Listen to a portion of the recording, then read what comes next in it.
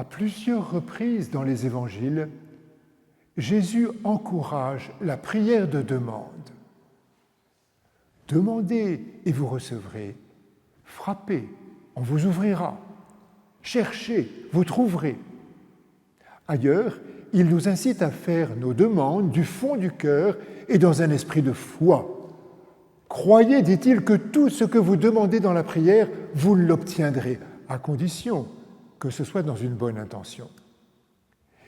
Et pour ceux qui sont déçus de ne pas être exaucés aussi vite qu'ils voudraient, il ajoute la fameuse parabole de la veuve qui harcèle tant et si bien un juge inique qu'elle finit par obtenir gain de cause.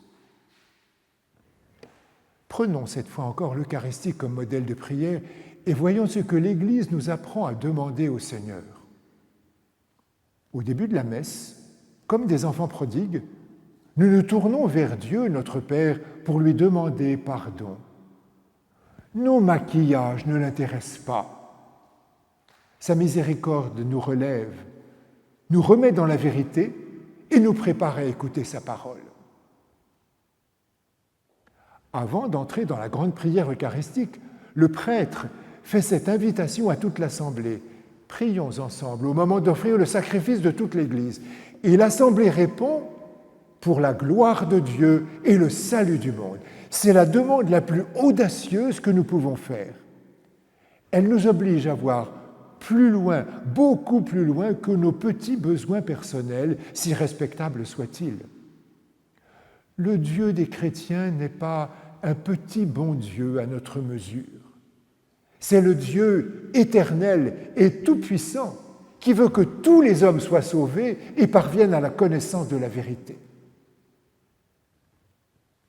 Une autre demande fait intégralement partie de la prière eucharistique et doit retenir notre attention. Avant la consécration, toute l'Église, par la voix du prêtre qui étend les mains au-dessus du pain et du vin, invoque l'Esprit Saint pour qu'il devienne le corps et le sang du Christ.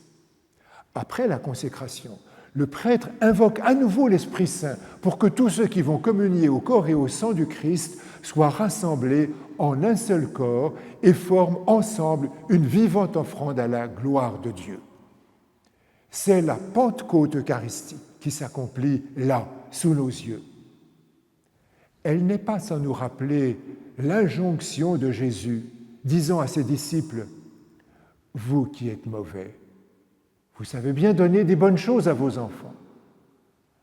À plus forte raison, le Père du ciel donnera-t-il l'Esprit Saint à tous ceux qui le lui demandent. »